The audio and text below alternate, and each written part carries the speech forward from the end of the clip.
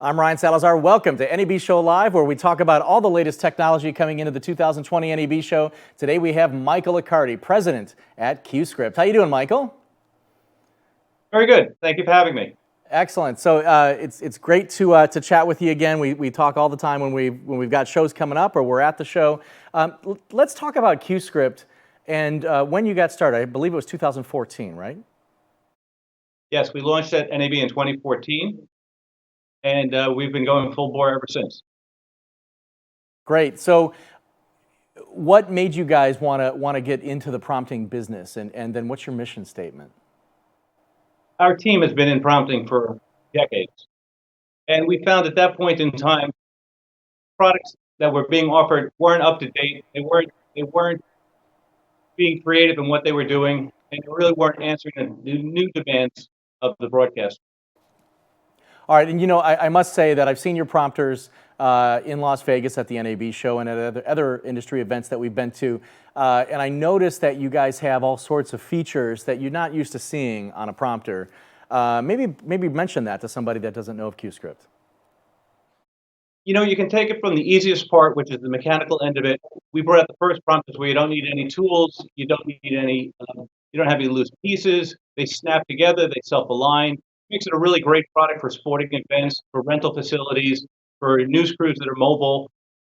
Just that simple. On the other hand, we also have 2110 capable prompters. So if you have fiber, you can get prompting anywhere in a 2110 environment, or you could be as simple as a USB to the computer and prompting. So we really go the gamut.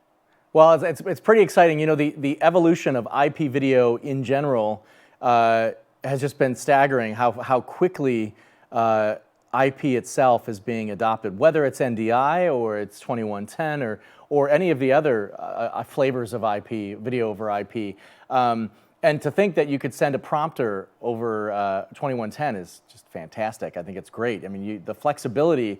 It's no longer VGA cables that run, maybe 50 feet if you're lucky, if they're gonna look okay, or having amplifiers and whatnot. I think that's fantastic. So why is prompting so important? It's really been around since the 50s. Now, for myself as talent, I have to have some kind of a guide when I'm doing a show, right? Exactly. But it's changed even from there. When we first started doing prompting, it was a studio environment. It was a reasonable amount of time to prep before you went on air. Today, everything has changed. Everything is happening so fast. They're going live to the field all the time, and you really have to have a product that can react fast. The talent doesn't have the luxury of reading through the script 14 times before they get on air. If they get handed the script, they better be ready to get on air. And that's where prompting really does make it move faster and more accurately. All right, so when you think of prompting, a lot of people think, oh, it's simple, and I guess it used to be more simple, but so why does it seem like it's become more complicated? And obviously you're finding ways to handle that and not make it complicated for the user. Well, it's really up to the user what they want to do. We can be as simple as a USB cable and ready to play. But in the environments today, as you said, IP is everywhere. So today, all of the controllers, all of the prompters themselves, all of the video boxes, everything is IP enabled. So we can prompt an entire facility from any place in the facility. We actually can prompt from here to London, which we regularly do. As long as you can ping the device, you can prompt the device. What we kind of tell people is they always have questions for us. Doesn't matter what the question is, the answer is yes. The only thing is, how do we get to yes? And that's what IP enables, is you can always get to a yes. Well, that's pretty exciting. So I'm thinking of, we have a lot of readers of Broadcast Beat and followers of, readers, viewers, whatever you want to call them. It's kind of a mixed bag there.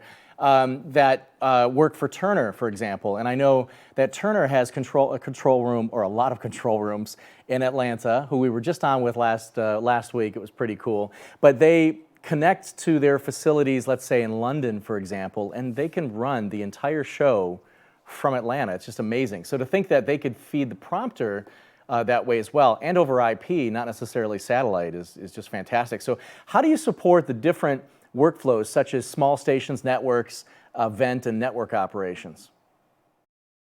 But when you look at the small stations, some of them are still very traditional, like to put a USB plug in the back of the computer and be done with it. Take the video signal out and distribute it. We make it that easy. Get into larger facilities. Some of the station groups are great examples. They're really embracing the IP end of it because they can prompt from their headquarters station to remote smaller offices or smaller stations. We have the networks absolutely doing what you're saying, where they're prompting across the ocean, out to Dubai, out to London is a pretty common one for us with most of our customers. And then you have the people like NEP, where they're doing everything they can over fiber as much as possible, and that 2110 is a perfect place for them to be. Excellent. Well, I'm sure, they're showing off technology like this, or the ability to shoot video from one place to another at the IP Pavilion, which has been fantastic over the last few years. We were involved with it just about 2-3 years ago, and it's just amazing to see how that is evolving so quickly. All right, so super important question I ask everybody after we do these pre-show interviews, because our viewers and our readers, they want to know where to go when they're in Las Vegas. So you've been going to NAB show for as long as I can remember.